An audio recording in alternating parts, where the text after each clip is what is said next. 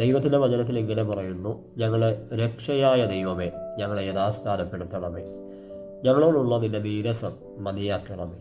പ്രവാസത്തിലിരിക്കുന്ന ദൈവജനത്തിൻ്റെ പ്രാർത്ഥനയാണിത്. ഞങ്ങളെ ഒന്ന് യഥാസ്ഥാനപ്പെടുത്തണമേ എന്നുള്ളത്. 85-ാം സങ്കീർത്തനത്തിൻ്റെ 1-ാമത്തെ വാക്യത്തിൽ ഇങ്ങനെ പറയുന്നു, യഹോവേ, നീ നിന്റെ ദേശത്തെ കടാക്ഷിച്ചിരിക്കുന്നു, യാക്കോബിൻ്റെ പ്രവാസികളെ തിരിച്ചു വരുത്തിയിരിക്കുന്നു.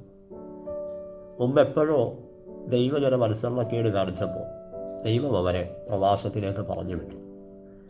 എന്നാൽ ആ പ്രവാസത്തിലിരുന്ന് അവർ ദൈവത്തോട് തങ്ങളുടെ തെറ്റുകളെല്ലാം ഏറ്റുപറഞ്ഞ് പ്രാർത്ഥിച്ചപ്പോൾ ദൈവം അവരോട് ക്ഷമിച്ച് അവരെ തിരിച്ചു കൊണ്ടുവന്നു, അവരെ യഥാസ്ഥാനപ്പെടുത്തി.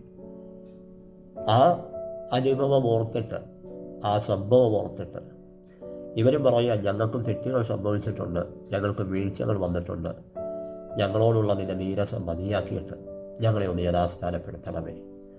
ഇന്ന് ഞാൻ നിങ്ങളോട് കൈമാറുന്നത്, വീഴ്ചകൾ വരാം, കുറവുകൾ സംഭവിക്കാം, എന്നാൽ തിരിച്ചറിവോടുകൂടെ വീഴ്ച വന്നുപോയി കർത്താവേ ക്ഷമിക്കണമേ, ഒന്ന് യഥാസ്ഥാനപ്പെടുത്തണമേ എന്ന് പ്രാർത്ഥിക്കാൻ കഴിയുമെങ്കിൽ നിശ്ചയമായും യാക്കോബിൻ്റെ പ്രവാസികളെ മടക്കി വരുത്തി യഥാസ്ഥാനപ്പെടുത്തിയതുപോലെ നമ്മളെയും യഥാസ്ഥാനപ്പെടുത്തും.